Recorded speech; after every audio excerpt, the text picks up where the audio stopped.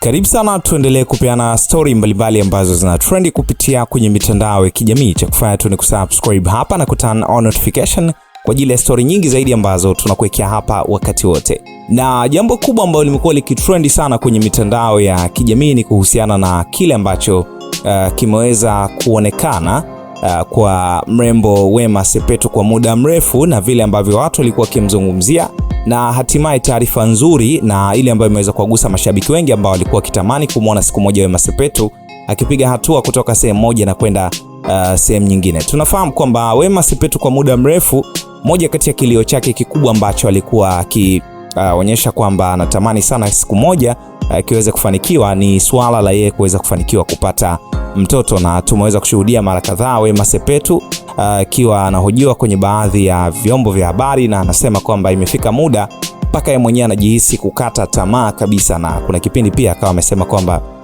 aliamua aweze kumchukua Manunu kwa ajili ya kuishi naye, akiishi naye kama mtoto wake na anampenda sana.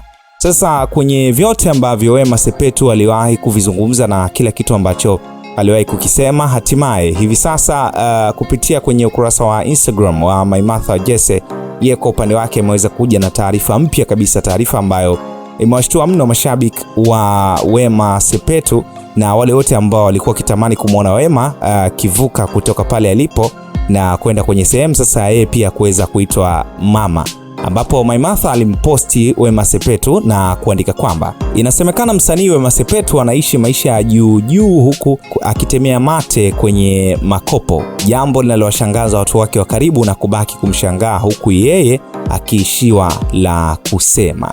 Mambo kwa ushahidi ndio kitu ambacho aliweza kuandika Maimartha wa Jesse. Sasa kwenye hiki ambacho ameweza kukisema ni wazi kabisa kwamba anaonyesha kuwa Wema Sepetu yeye mwenyewe anashangaa kwamba anajiona kama yupo kwenye hali fulani hivi ya ujauzito, na inasemekana kwamba hata yeye mwenyewe alikuwa hajategemea, na ndugu zake wenyewe pia wamekuwa wakishangaa hiki ambacho kinaendelea kwa Wema Sepetu. Labda imekuwa ni sehemu ambayo inafanya pia watu kuamini maneno aliyowahi kuyazungumza Whozu kwamba siku moja yeye na Wema Sepetu watafanikiwa kupata mtoto, japokuwa kwa sasa hivi inasemekana kwamba hawako pamoja.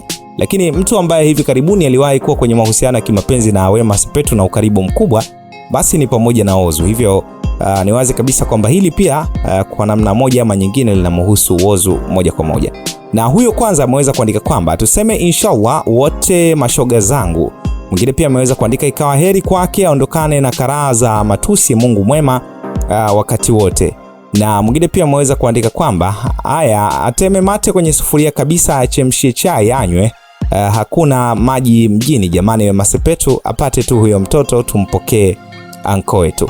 Lakini pia Petimani Okuache alikuja hapa na kuweka emoji za kucheka, alafu Maimartha akamjibu kwa kumwandikia anko. Tunafahamu kwamba Petimani ni moja kati ya watu wa karibu kabisa na Wema Sepetu.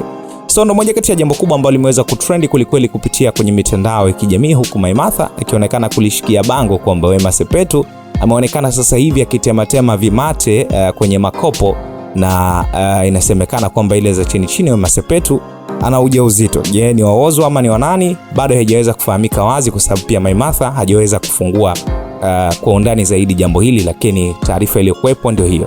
Tafadhali tuandikie comment yako nayo kwenye hili, lakini kubwa subscribe hapa kama bado hujafanya hivyo.